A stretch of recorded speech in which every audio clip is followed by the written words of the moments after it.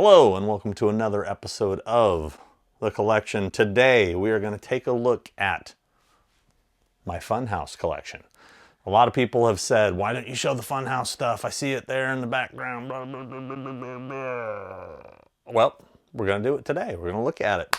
We're going to see these relics and what kind of condition they're in. Some's a little some of the condition a little But, you know, these things are old. Stuff, you know, what year was that? 1981? 1981. They're old. Latex. Man, you know, it's hit and miss with latex. Foam and regular rubber latex, how it holds up over a long period of time. But the stuff back here, I bugged Wayne Doba, who played Gunther. He played the Funhouse freak. I bugged him for probably, feels like 10 years, but it was probably less than that. But I bugged him for a long time because he told me, he goes, oh, I still got my stuff. And I'm like, what? What do you got? And he said, well, I got the creature mask and the Frankenstein monster mask, and I have the hands and I have the teeth. I'm like, where? It's all in the box in my closet. I was like, dude, come on. And so I bugged him and bugged him and bugged him. And shockingly, the stuff was in pretty damn good condition considering it was sitting in a box in a closet for decades. The thing that's really the most fragile and, you know, it breaks my heart to see it in its condition is the Frankenstein monster mask. As that was actually a mask from a company called Savage Eye. And they basically store-bought, kind of like independent type of mask company. Not very big, not like a Don Post. But they took the Frankenstein monster mask and they altered it a little bit, added some stuff to it. And that's this back here. So we're gonna look at this first. I gotta be very careful with it because it is, you know, fragile, as they say. As you can see, a lot of parts have hardened, so it doesn't have the shape that it had in the movie. If you notice, in the movie it seemed really round because it was fitting over the creature head that was on top of Wayne Doba's real head. So, but you can see here, they added the stitching here. And that's just the rip that's happening. That wasn't part of the mask, obviously. That looks like it's starting to become a third eye, but nah. And there was, if you can look here, it's kind of hard to tell, but there was right in this area here, like a piece of tape. It almost looked like duct tape, but it was stuck on the side of the face. And if you look closely in the film, you can see, you can match it up to this mask to see exactly where it was. Pretty much where this patch here, how this part is a little cleaner looking or lighter. It was in that area. Probably much like this tape right here. It's like a black sort of duct tape. Because there's some back here and there, yeah, I think there's just some right here. I don't know why it's there, but there it is. And then they added this lacing in the back. Basically an old shoelace. And this stuff is very crispy. Like if I was to flick that, it would break right off. This thing is, you can see through that. There's holes there. This thing is super fragile.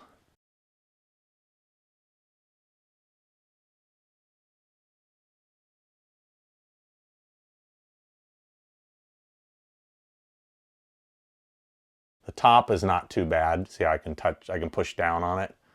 But the other areas, no bueno. But I love this thing. I have a couple other copies of this mask, the store-bought version, and they're both getting crispy too.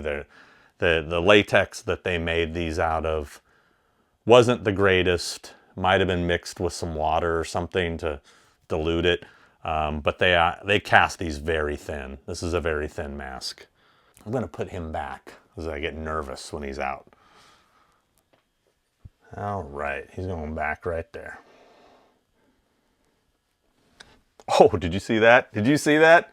I just hit the bottom and yeah, That could have been a piece broken off. That's why it's so sketchy to pull this stuff out. I'm doing this for you, the people. My love. This is a letter that Wayne Tobe wrote authenticating these items. And you can see when I got it, July 8th, 2015. Letter of authenticity, to whom it may concern. I, Wayne Tobe, attest that all these items, a creature mask, Frankenstein mask, 2 creature gloves, and teeth, were the actual items worn by me in the 1980 horror film Funhouse. They probably shot it in 1980, but it was released in 81. The creature, Wayne Tobe, and he signed it. And he also included these 2 Polaroids of him just wearing the shirt, and then him wearing the hands and the Frankenstein monster mask. Now, one thing that's interesting is haven't been able to identify what those gloves are. And he didn't have them, but there was gloves over the creature hands. We'll look at the creature hands in a minute, but there was some sort of rubber gloves over those hands.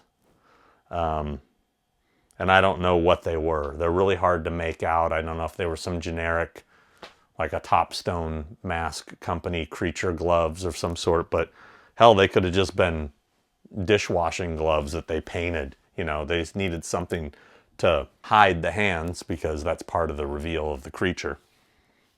Miles Chapin, who played Ritchie, let's spend the night. You know, where in the Funhouse. That's Ritchie. These were his glasses. Unfortunately, they've been broken, and they are all messed up in the middle here because they were tried to be glued back together, and the super glue melted the glasses, I think, is what happened. But anyway, this is one of his pair of glasses he wore in the film. And Miles actually gave these to me as a gift. We became friends at a convention. I didn't work with him, oddly enough.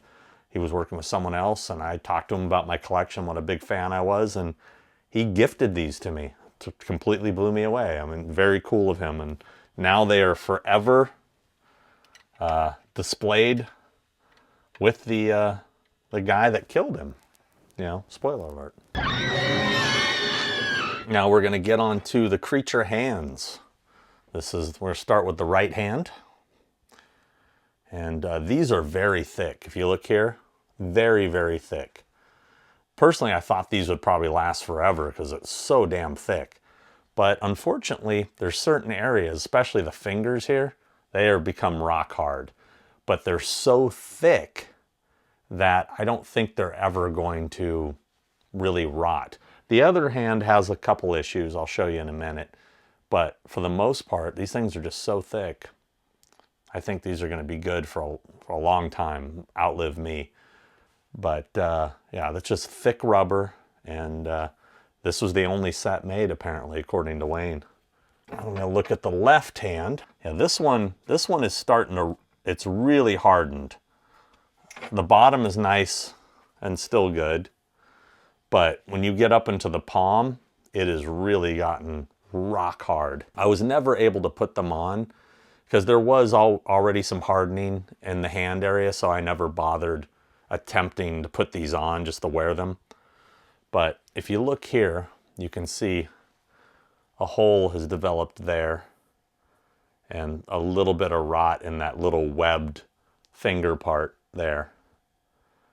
As you can see, because it was sitting like this, over time it bent and it kind of froze. So I'm not going to be able to get that back into shape because it's rock hard now.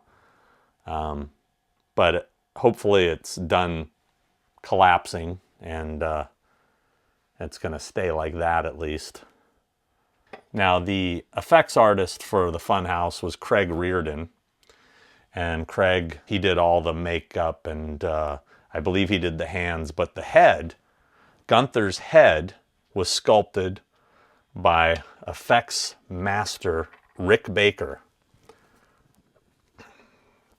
And I'll give you the story on this bad boy. So, Rick Baker sculpted. Now, I know you're saying, God dang, that looks tiny. Well, Wayne's a small guy. Wayne is a little guy, and he has a small head, and also foam does tend to shrink over time. But yeah, this was it's a lot smaller than you'd expect. The other thing that makes the head look so big in the movie is the hair. Now, if you see this here, my buddy Mark Beer and Frankie Carter gave me this as a gift. It was a 3D sculpt, and see how the hair kind of makes the head look even bigger than it is, because it's a little, you know, kind of sticks out and everything. Just to give you an idea. Now, from what I was told in regards to the hair, why this doesn't have hair, is they had a lace wig, a very expensive lace wig that they put on, much like the lace wigs that were on my Halloween 6 masks. It went on, and what they did, since this was foam latex, they would reuse the wig on different heads. Because over time, during filming, there would get tears, or, you know, he's sweating in it, they get messed up. I was told that they went through at least 4 of these during production. I know there's one other one that Craig Reardon, I believe, gifted to Howard Berger, and he has in his possession. He has one of these. Now, I'm going to show some pictures here of what this looked like when I got it, so you kind of understand exactly what's going on here with it. Now, the way this worked is it was a full head piece that Wayne Tobe wore, but the mouth part was his real bottom lip. So what I had, my buddies Darren Roberts and Casey Wong, they put together this display for me because I wanted it to look, you know, I still want a wig to put on this. Like, I want to have a lace wig made just to sit on it for the display. Nobody knows where that wig went. The wig is MIA. But what I had them do is I had them take the original teeth I have that I'm going to show you in a minute. They molded those teeth and then made copies, which they then put in this display with the real head and sculpted a bottom lip to add to the display, because the actual makeup went around the lip. So it went this way, went around. So this all was added, and then they put in the teeth, obviously, just to kind of finish the piece. Now you can also see that they punched in, it has some eyebrow hair, there's eyelashes, and also the eyes. You see how they're very orange? In the film, you don't see it really on camera, it didn't read on film, but the eyes lit up. There was electronics, as you can see right here. It still has the wiring. And there's, we tried to see if they worked still, and we hooked them up to a battery. They don't work anymore. But as you can see, there was a zipper run down the back. That's how they would seal it. And the eyes did light up. Now take a look right here. It says Rick Baker, 1980. He stamped all his work back in the day. I don't know if he did his whole career, but right there. So he sculpted this, and then Craig Reardon, I believe, finished it for the film. So, as you can see, it's crazy how small it is. It's really tiny. But this thing's pretty sweet. They didn't have to do much restoration to it, really. These are the screen-used teeth. So, don't worry, these have been cleaned. So when I put this in my mouth, you'll freak out. So what they did is they glued this to Wayne's top lip, like so, all right? So it'd be glued to his top lip, and then he wore these.